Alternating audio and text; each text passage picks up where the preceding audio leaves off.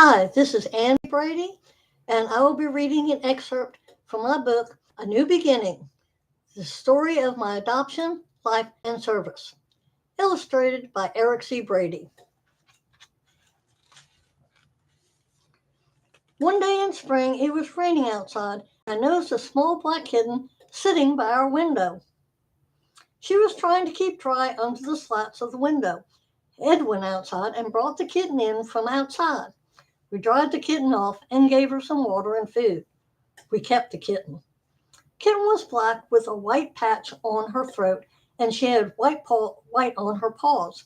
She was an unusual kitten. Whenever I started to cook on the stove, she would sit and watch me like she was waiting for me to drop some food for her. She would sit and beg for French fries and Fritos. She was a friendly kitten and would let kids in the trailer park pet her. We kept her inside so that she wouldn't get lost. Eventually, I received a raise and we decided to rent one of the bigger trailers in the park. We discovered some months later that our kitten was getting outside the trailer. We finally discovered the hole that she was getting out through and blocked the hole. Unfortunately, we were too late. She started acting strange and became aggressive. When some of the kids in the trailer park came to visit us and tried to pet her, she tried to attack them. We believed she had distemper, even though we had gotten her shots. We had to have her put down so she wouldn't attack anybody and infect them. Several months later, we got a new neighbor. His name was Bryce. He was renting our old trailer. We became fast friends. Most of the summer, when we weren't working, we spent out at Clark's Hill.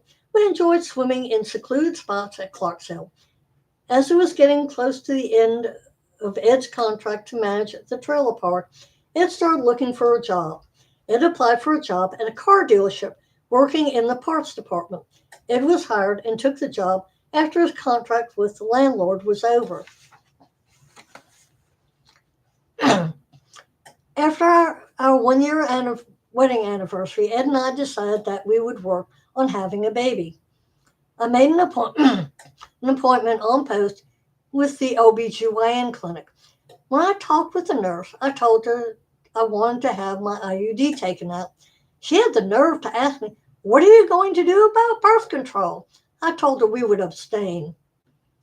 I decided there and then that if I got pregnant, I would apply to get into the family practice clinic.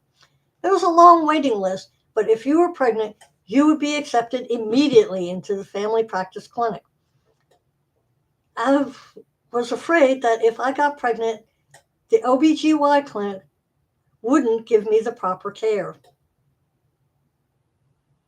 During that time, I heard about an MT course through the military. It promised that if you passed the course, you would become an officer. The course was in Washington, D.C. Ed and I discussed whether I should apply for it. Ed was against it because it would change my MOS. I would no longer be an O1H, and it would no longer be able to work in research. I finally decided not to apply for the school. One day, Ed came to pick me up at work for lunch. Sergeant H was at the front desk when Ed arrived. Ed was talking to my supervisor and made the comment of what he would do to the sergeant that had harassed me. My boss called me up to the front desk. Ed and I left to go to lunch. Ed told me what he had told my supervisor and the sergeant at the front desk.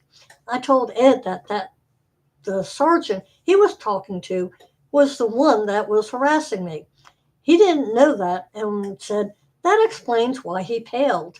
After that, Sergeant H never bothered me again. My friend Joyce was allowed to work in the microbiology lab. The only male employee had retired, and the women were particular about which soldiers could work in the lab. Sergeant H got into trouble one day when he called the Sergeant Major of the lab by his first name. Sergeant Major told him that while he can call him by his first name when playing basketball after work, he had to call him by his rank at work. He told him not to do it again. Ed and I had fun going to the Augusta Mall and window shopping. People would look at me funny sometimes because I was smoking cigars. I smoked either Tiparillo cigars or Swisher Sweet cigars. I was trying to cut down on smoking. We found this leather shop in the mall. I bought a leather halter top with fringe on the front. Later, we bought leather hats. Ed bought a Stetson and I bought a leather cowboy hat. We tried to watch our budget and limit our spending. When July 4th came around, we went to the Augusta Mall to watch the fireworks. We sat on the hood of my car to watch the fireworks. Ed and I joined a group called the Augusta Auto Sports Car Club. Ed's boss, John, was a member. The club held autocrosses and road rallies. The autocrosses were held on Sunday in an empty parking lot. One person would set up a track with pylons and cars would race against each other. There were different classes for different types of cars. We also had stock cars, modified and professional. A Mazda 626 would not race a Porsche or a Mazda RX-7. In each class, the cars would go one at a time through the track as fast as they safely could go. The driver with the fastest time going through the track in each class was the winner. Each class would have one winner, and trophies were given to the winners of each class. We would go to a pizza place that was open on Sunday. There are 3 pictures below. The first one, Autocross 1, shows a red sports car. Autocross 2 shows a white sports car. Autocross 3 shows a worker for the autocross and pylons that make up the track in the parking lot. We would give out the trophies while we were all relaxed and ate pizza. On Saturdays, we would hold road rallies. There are different types of road rallies: time and distance rallies, hound and hare, to name a few. Along the rally route, you would have checkpoints. You would have to arrive at the checkpoint on time. You got points added to your time if you were early or late, and you couldn't stop in front of a checkpoint. You would start the rally at point A and ended the rally at point B, which is usually a pizza place. First, second, and third place were given at the end of the rally. There was also a last place award. It was a piston head mounted on a board. It was heavy and cumbersome. If the same person came in last in 3 rallies, they kept the last place award. They would have to produce another last place award to replace the piston head. One Saturday, Ed and I decided to go horseback riding. We knew that the base had a riding stables. They allowed some people to house their horses at the stables. Ed remembered Gus telling us that he now worked at the stables, which was part of MWR, Morale, Welfare, and Recreation. When we arrived at the stables, we told Gus we wanted to go riding. I told Gus that while I had ridden before, I wasn't an experienced rider. I asked him to pick a gentle horse for me to ride. Ed and I got on our horses and started out on the trail. My horse's name was Sandy. For a while, Ed and I rode together. Unfortunately, while Ed's horse rode at a normal gait, Sandy plodded along. A snail was faster than Sandy. Every so often, I would call out to Ed, "Where are you?" Ed would respond, "Up here, I'll wait for you." I tried applying pressure on the horse's withers to no avail. She wouldn't go any faster. As we got closer to the barn, Ed called out to me that he would meet me at the barn as the trail was ending. As we neared the barn, Sandy picked up a little more speed. I think she couldn't wait to get back to the barn. When we got back to the barn, we told Gus we enjoyed the ride. I did tell Gus, however, that when I asked for a gentle horse, I wasn't expecting to ride a horse that was half dead. After President Reagan was signed in, Ed wanted me to re-enlist.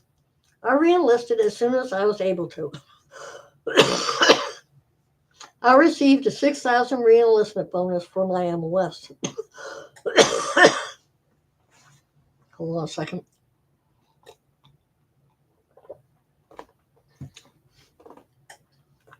About a month later, I received orders for drill sergeant school at Fort Jackson, South Carolina. I had to fill out paperwork for an exemption from the school. I told him that I couldn't go to the school because I would lose my reenlistment bonus if I changed my MOS while filing my exemption. I saw Sergeant H there. He asked me why I was there, and when I told him, he started laughing. He said he couldn't imagine me being a drill sergeant. I told Sergeant H that I couldn't imagine it either. I also remembered President Reagan saying that he felt there were too many women in the military. He said that he wanted to ban women from enlisting and from reenlisting. Ed told me that was the reason he wanted me to reenlist early. I told Ed that I wanted to stay in the military and work towards retirement. I was glad I had reenlisted when I did. We used the reenlistment bonus to buy a new car.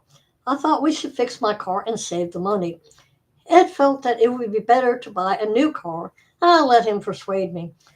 So Ed bought a Mustang with a stick shift. He told me that he would teach me how to drive it. I was ticked off because I didn't want to learn how to drive a stick shift. I like driving an automatic and didn't see a reason to drive a stick shift.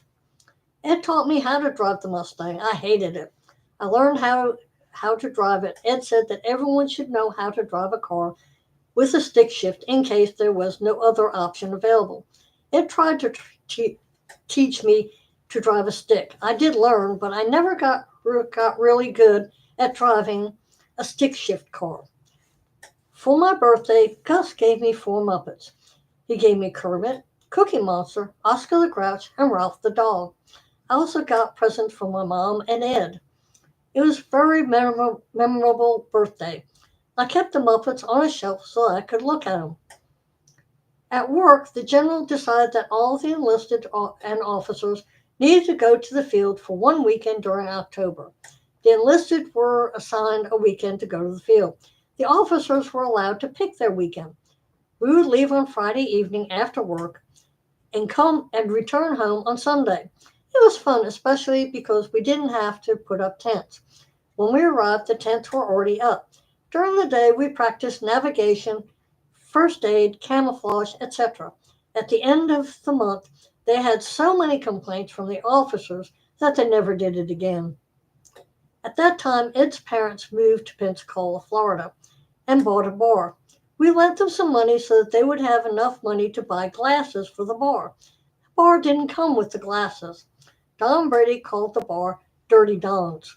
I took some leave and we went to visit Ed's parents. They had a nice house. They had an English bulldog named Killer and a black cat named Sylvester T. Cat. Killer was huge and friendly. Killer would jump up to greet you and almost knock you down. Sylvester hid.